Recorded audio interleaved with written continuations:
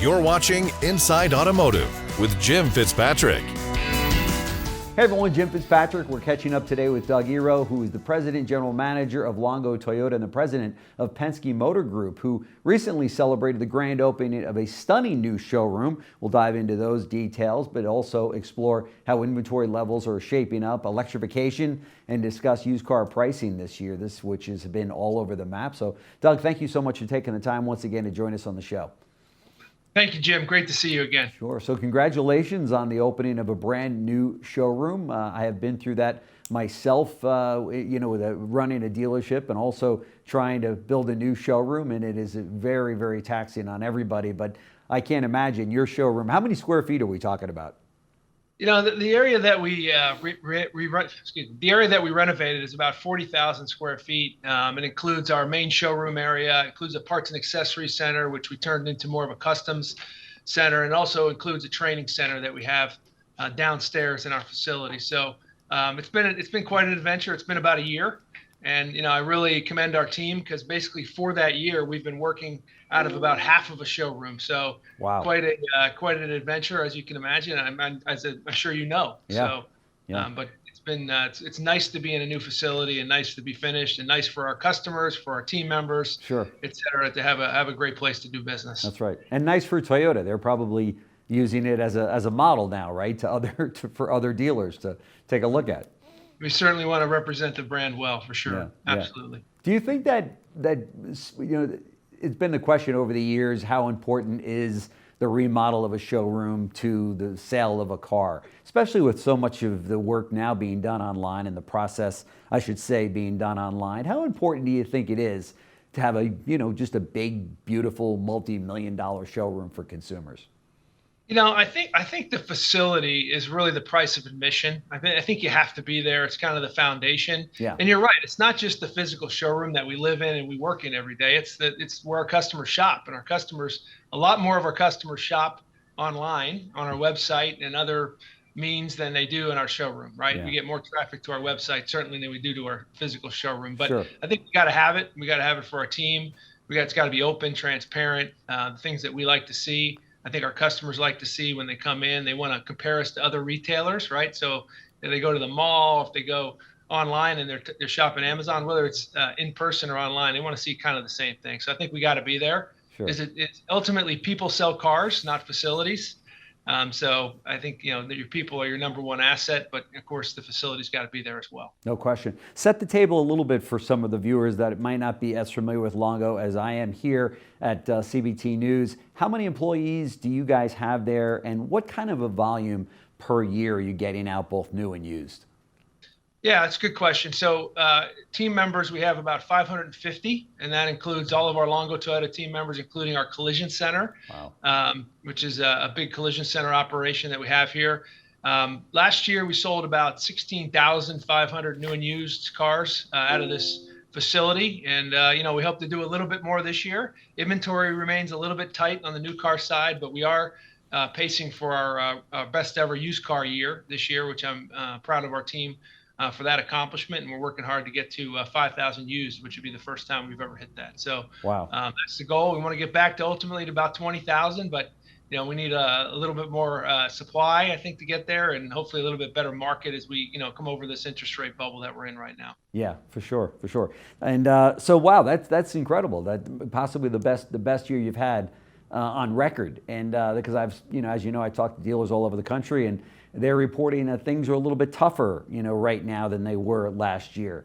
And no they might not be hitting those numbers that they've wanted to hit, but in your case, you're saying, nope, business is good. Yeah, ultimately, I think on the new car side, we've continued to have relatively low supply. We sell a significant number of what we would call electrified vehicles, but not necessarily electric vehicles. Right. What that means is hybrid, plug-in hybrid, right. Fuel cell, and of course EVs as well. But looking at our mix, about 50%, Jim, of our business this year will be what we call electrified vehicle. Most okay. of those are hybrids. So I think that's helped us, with cost of living higher, especially in California, cost of fuel higher. I think consumers are looking for an option that gives them a little better cost of ownership. Yeah. Whether it be fuel prices or the cost that it takes to operate or maintain a car. So I think that's helped us, fortunately, with our brand with Toyota. They obviously are big into hybrids, and we're grateful for that. But we continue to have low supply on new cars. On used, affordability is top of mind for people, right? So I think that's really helped us this year on used. Just try to having a more affordable option for customers. You look at interest rates, and still, certainly not record highs by any means, but I think if you look at the last 20 years, we're probably at the high end of where we've been. Right. And we've had a long road of low interest rates, and consumers are not used to paying 7, 8, 9% for or more for a car. So I think payment is top of mind, and used cars are providing an alternative for that. Sure. So 50% of your output right now on the new side is an electrified vehicle at some level. Yes. That's incredible for dealers to hear that, because the balance of the country outside of California, as you know, they don't enjoy those kinds of numbers. Let me ask you, if you got as many Toyotas as you would want, would it be a record year in new car sales at Longo? I believe the demand is there, and a lot of that demand is pent up, right, from the last couple of years with low inventory, chip shortage. Again, people looking for those affordable passenger cars and light trucks, small SUVs that are both gas and hybrid models. Yeah. So yeah, I do believe that. I look at our order bank, and we still have a pretty healthy order bank. We're carrying about 4,500 orders for new cars. Wow. So if they all showed up at the same time, and it was a perfect world, and it was the perfect mix and all those things, of course, I think it would be a heck of a year. But I think that is one of the tailwinds that we have.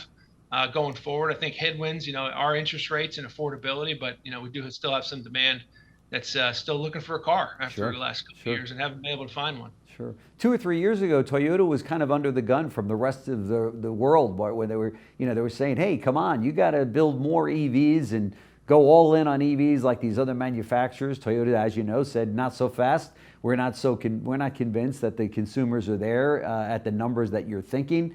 And at the end of the day, it looks like, once again, Toyota got it right? Yeah, I think Toyota's always taken what they call a portfolio approach to the business, and that's having multiple powertrains for multiple different people and lifestyles. If you look at our business, there's going to be some EV, and I think it may be good for EVs, may be great for some people, right? But not for everyone, right? If you live in an apartment or a condo or somewhere, you park your car on the street where charging is a challenge. Right.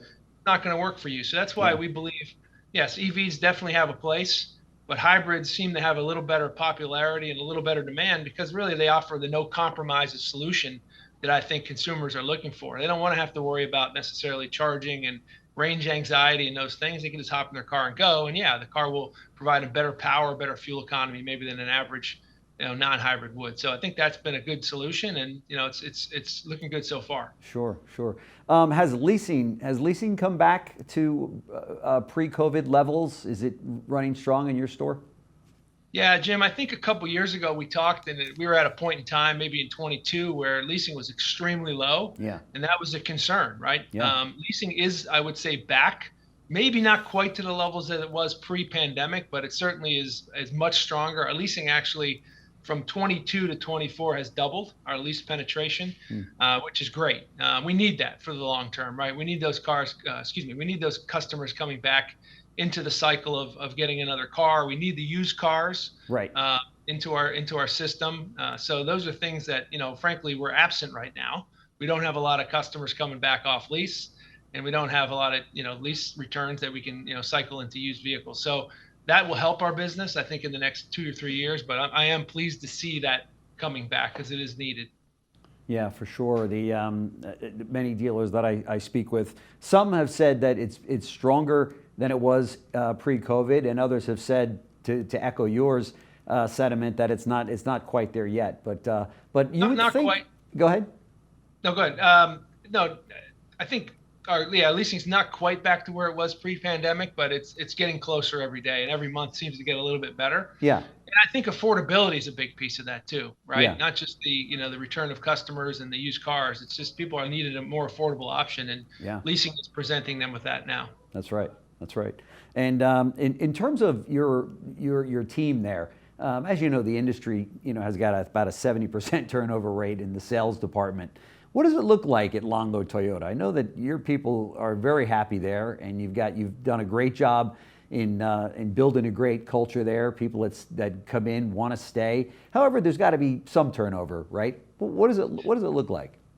Yeah, I think we're very, very fortunate here to have very low turnover, right? Yeah. And our turnover in the second quarter of this year was only 3.7%, Oh my gosh. which is extraordinarily low. Wow. Very little of that in our sales department. That's fantastic. You tend to turn over your entry level positions maybe a Sure. little bit more than others, but we're very fortunate. We just, I mentioned earlier, we opened a new showroom, and part of our showroom we put up a legacy wall, really to try to highlight and honor our longtime employees. And Yeah. we actually have 12 team members over 35 years with the Wow. company, and we have one that's over 40 years. So That is we're pretty proud of fantastic. that. I think over 40% of our team members are over 10 years with the company, which is a pretty strong number. So That is a very strong number. What is, I'm sure that I'd be remiss if I didn't ask this question, but give me some of the high points. What's the key in keeping people and getting a good team, and then keeping them happy and keeping them in your employment?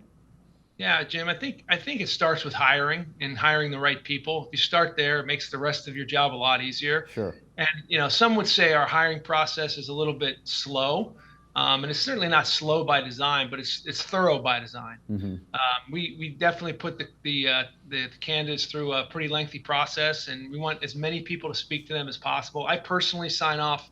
I personally interview actually every single candidate that we have as a final interview. Doesn't Wow. matter if they're working in the car wash or if they're a Yeah. sales consultant or a service advisor. I personally do the final interview, which I think helps. Sure. Not so much me doing the interview, but I think the fact that our management knows that, hey, this person's going to have to go through a couple of different steps. I'm not going to serve up somebody Right. that's ultimately going to get to the finish line and get knocked out. So it doesn't bode well for that manager that served them up, right? That's right. That's right. So I think that helps. The hiring process helps a lot. In terms of retaining people, we try to give them a great place to work, nice facility. Compensation is more than fair. I just say we're not going to be the highest, but we got to be highly competitive. We have a trainer on site, learning and development manager that helps them with their career, helps them grow, and offers different training courses that they can take to move forward in their career, and then kind of promote from within, right? Give people a career path. Yeah. Give them some vision of where they can go, how they can grow in the company, even if they're a technician. They might start as a valet, become an express level lube technician, and then kind of here's how to move up in the shop and ultimately become a flagging tech and increase your income. So that's a lot of it, I think, is the retention of our team members through those various means. Sure. Hey, switching gears a little bit, and I've asked this question of some of your other colleagues in the industry. How much of an impact does an election year like we're in the middle of right now have in your business, whether it be in the traffic, the sales, or the outcome? Who ends up ultimately in the Oval Office? What kind of is that something that you keep an eye on, or is a concern of yours at all? I think the common thread in the industry is anytime you have an election year, you get a little bit concerned, right? You think, oh, there's going to be uncertainty in the market. Sure. And I think consumers don't necessarily like uncertainty when it comes to purchasing major things.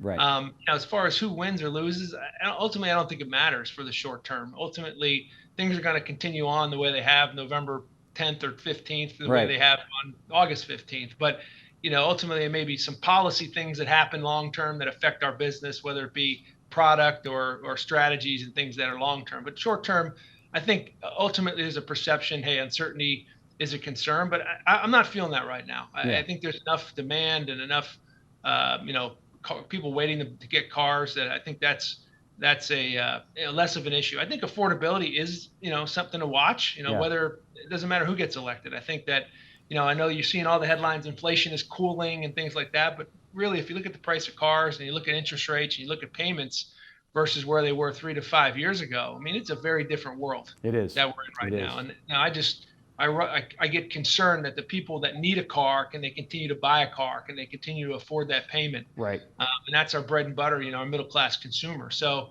that's something to watch. I think it's probably more important and has more of an impact than ultimately what the exact election will be in November. Sure.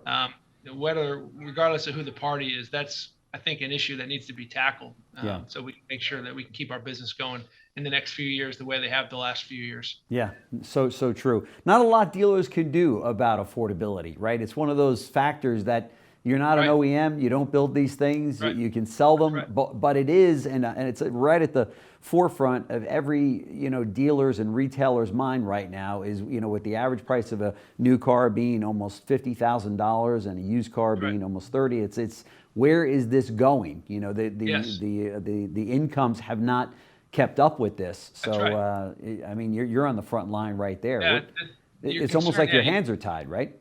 Yeah, exactly. There's only so much you can do. We talked about leasing, certainly, Yeah. giving people a more affordable payment. I think, you got to work with your OEM and try to, hopefully they have the programs and the subvention on the models that need it to support, people being able to get into these cars. But you're right. Sooner or later, you're going to run out of people that can afford the payments that are out there. And, so far, I think we've been okay, but I think that does in time become an issue. So something to watch. There's not a lot you can do. I mean, used cars, you can cycle in, less lower priced cars. They're harder to find, tend to have more miles, tend to have more challenges. So there's certainly some things you can do. I think beefing up parts and service, because people are keeping their cars longer. We're definitely seeing that, making that another affordable option for people to stay in their cars. And hopefully at the time when they're ready to come out, you're here for them. But it's you don't have a lot of levers to pull as a retailer on that front. Yeah. If a customer trades a car in at your new car showroom today, and it's in great shape, nice car, technology's great, let's say it's a 4 or 5 year old car, but it's got 95,000 miles on it. Do you keep that car? Yeah, we do. We do our best to keep the car, even the higher mileage cars. We're big into certified used. We do about 75 to 80% of our used cars are certified. Can you get a 95,000 mile car certified? Toyota just came out with a new program. It's called Silver, Silver Certified, which allows you to certify higher mileage cars and older cars. That's great. So that's giving us an opportunity to kind of give a little better quality car to that's gone through our certification process to a consumer. I think it's great timing for that program because there's less used cars. We need to keep these older cars or these higher mileage cars, and frankly, for Toyotas and similar brands, I mean, these things, they last, right? So 95,000 is not a terrible number of miles. No, I know. You get a service contract for them, and those kinds of things. So that's definitely a growing part of the business for sure. Sure. Last question: what's your expectation for the rest of the year in terms of sales and market trends that we see out there? Yeah, I think for us, it's really inventory. It's been on the Toyota world. We finished July with about an 8-day supply of cars.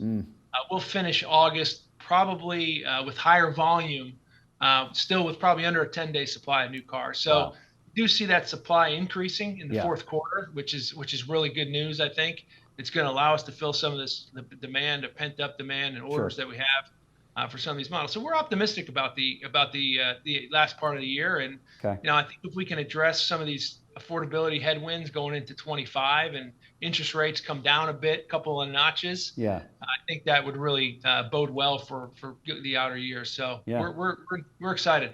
What's the perfect just one more question? What's the perfect day supply from your perspective?